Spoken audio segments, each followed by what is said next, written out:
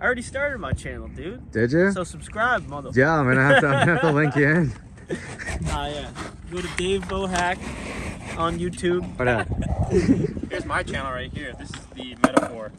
Grip tape, the unpeeled. Don't do drugs, kids. This is the breakfast. Is a cookie, a muffin, and a pie. Is this what you eat in the morning? You guys want to Get over here. Yeah, I'm talking to you. I wonder if he sees me because now he's juggling now.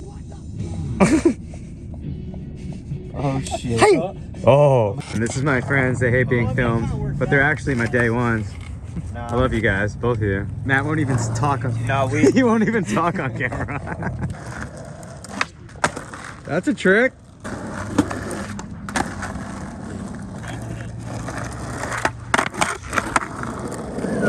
I swear, if I see myself for even 1 fucking second, it's You're gonna coming what? down. What? We're flagging it. This is Matt's face, everybody. So you're holding the cigarette and the phone. Do you ever accidentally try to smoke the phone while you do that, or? I'm not that fried. Were you in the car when we got pulled over in Newark and Matt drank his cigarette? What? We were trying to get parking for that one street league, and Matt had like his Gatorade cup that he would toss like his cigarette butts in, and he was just all like fucking stressed and flustered, and we got pulled over in this weird spot. And then Max just like went to drink his Gatorade and he drank a cigarette. We're at some spot that apparently is a bust, so we don't really know how long we're gonna be here for, but I'm gonna show you guys what's here. Bunch of cool random stuff on this side, but everything's knobbed over here. I'm just following these guys.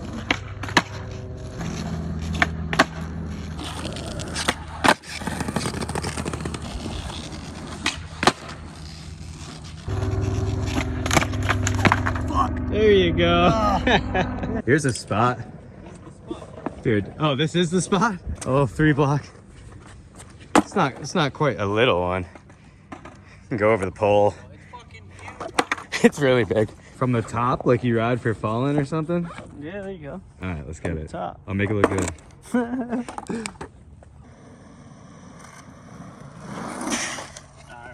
All right.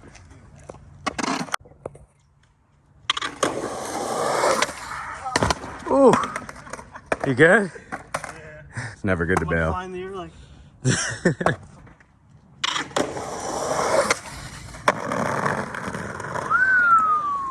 Install on it. You got an ollie too? Hell. Ooh.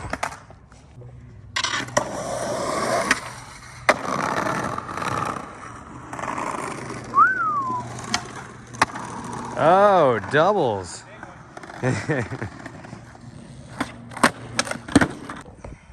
All right, Zach and Debo just got tricks on this.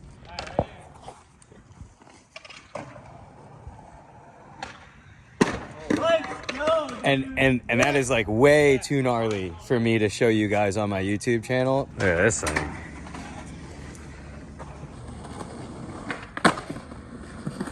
Oh God! Oh, you do go fast. Yeah, it's quick. All right.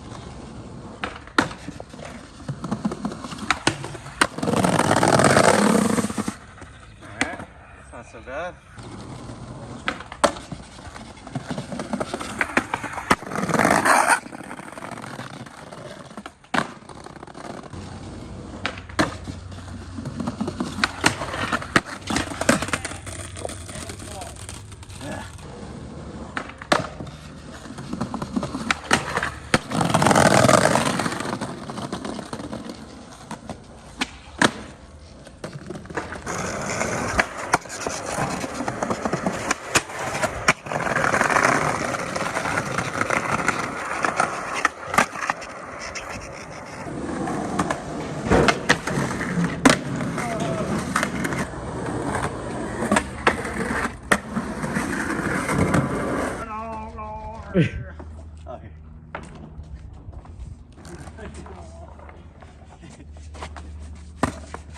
Yo, dude.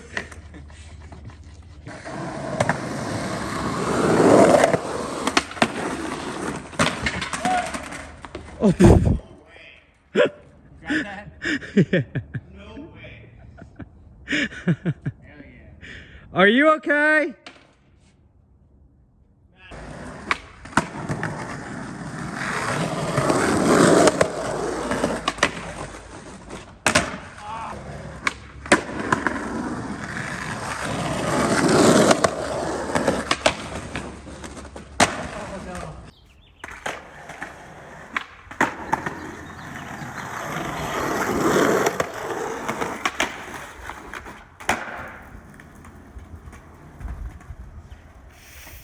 Dude, you did the shit out of that.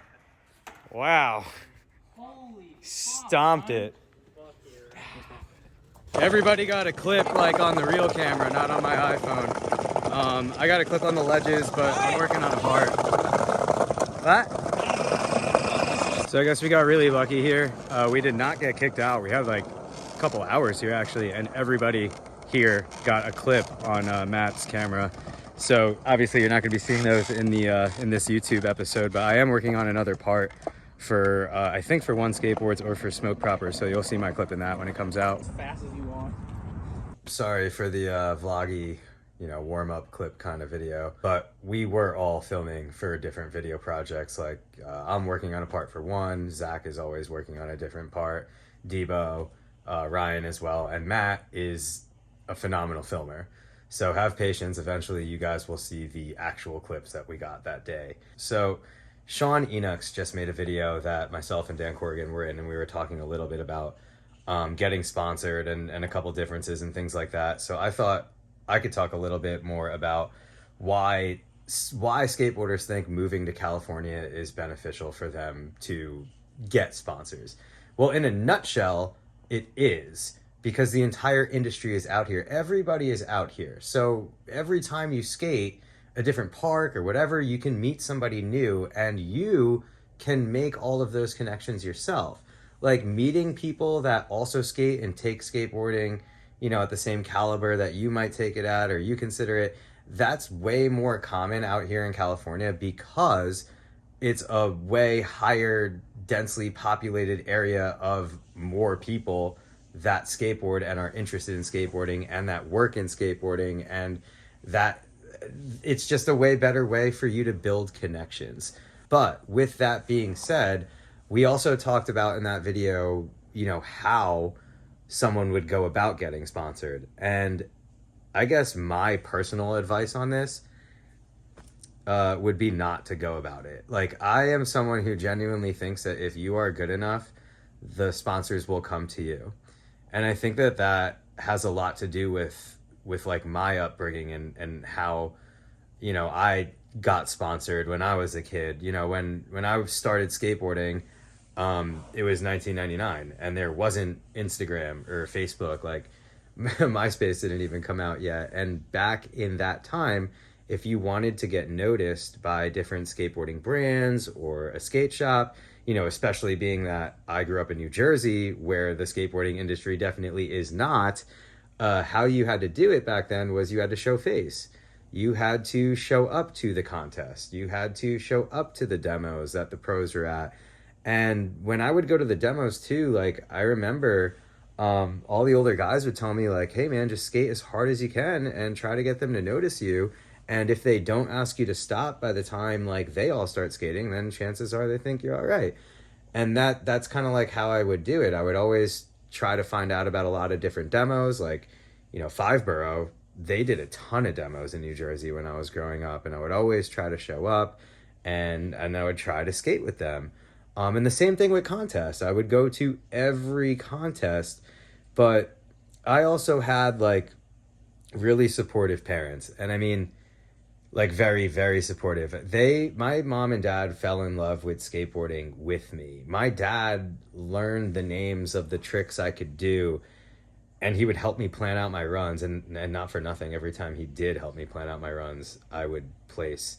And when I didn't listen to him, I wouldn't place. So that's like a whole different style. Maybe one day I'll make a whole video on how awesome my parents were with me growing up skateboarding and being Indian, because it's definitely something to talk about, but that would be a whole separate thing. But anyway, they were very supportive of me. They brought me out to all these contests, and the first contest I entered, I was 13, and I got dead last. And I remember my parents were like a little nervous. They were like, oh no, is he not gonna like skateboarding because he got last? But I loved it, and they asked me, and I was like, yeah, this was amazing. I had so much fun. And they were like, well, we were talking to the people that hosted this contest, and it turns out they do contests like 2 or 3 times a month all over the East Coast and the Midwest. And they were like, we'll take you, if you want to compete in these. And I was like, yeah, that sounds awesome. And those contests were really how things got rolling for me. especially with like getting sponsors back then when I was a teenager. So my first sponsor ever was a Natural Skate Shop in East Brunswick. It was owned by this really nice lady, Kim. But unfortunately, by the time I got on, I was only on for about a year, and they went out of business. And then I remember I was at so there was a bunch of different contests that were around, but the ones that I would go to the most, there was two different series that were always throwing contests every single month. The one was Beast of the East. They had contests like 2 or 3 times a month, all over the East Coast and the Midwest. I would go to those contests more than anything.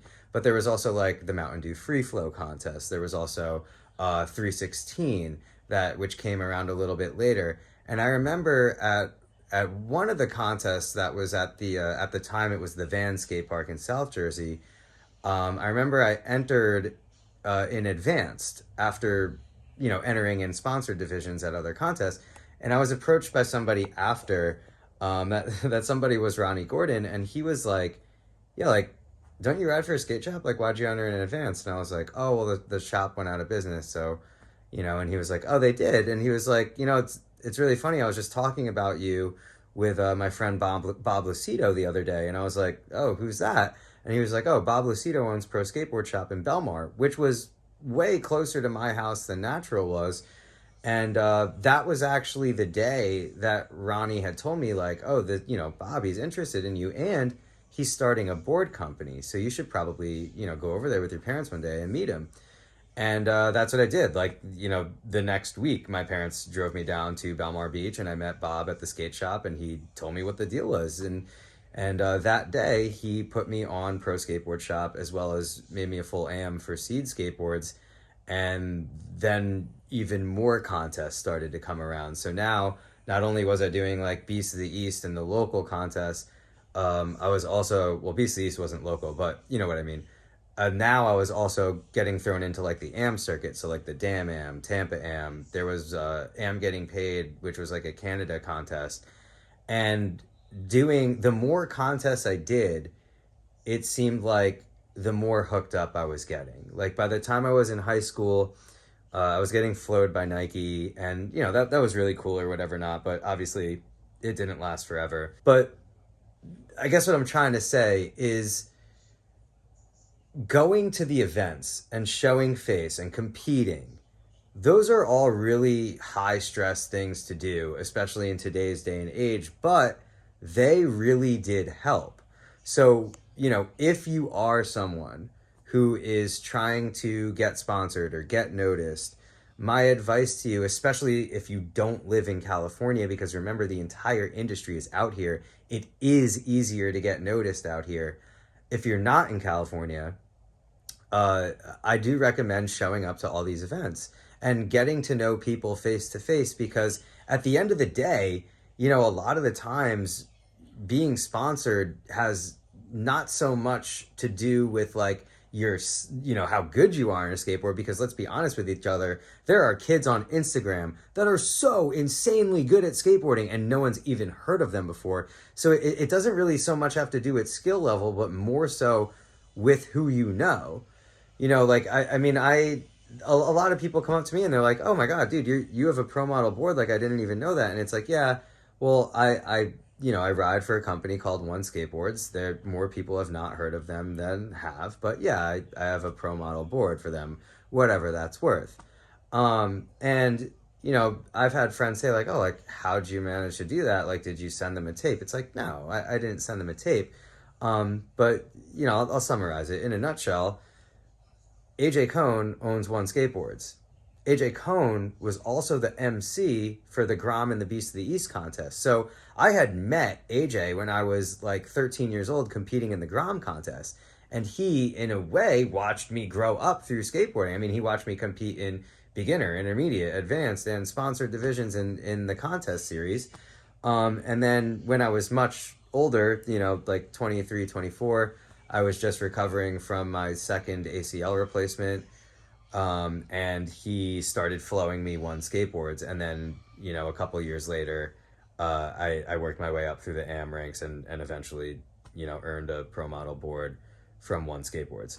So, I mean, yeah, the industry is all here on the West Coast. But I don't think that that means at all that if you live in a different area of the country or the world, that you can't get noticed. I really think it comes down to the work and the effort that you put into it. You know, what you put in is what you're going to get out. And my advice to like younger skaters is to literally just don't worry about any of that stuff at all. Like, don't worry about getting sponsored. Just go out there and have fun and skate your best and have fun and enjoy it. And if you are someone who is like, oh my God, yeah, I really do want to get sponsored, well then my advice to you is to start going to these events, show face, start competing. I mean, that is the best way to get noticed, you know, aside from also doing the whole Instagram, social media thing. But again, like today's day and age was totally different, is totally different from when I was coming up. Anyway, I hope that this video is helpful to at least a few of you. Or maybe, I don't know, you learned something about me that you didn't know and that you don't even care to know. But if you made it to the end of this video, subscribe to this video and, subscribe to this channel. Wow, getting sick of talking to the phone. But I am having a ton of vlogs coming out in the next week with a bunch of more skating and a lot less talking. So you won't have to stare at my ugly face for that much longer. Anyway, hit that subscribe button and hopefully see you guys on the next video.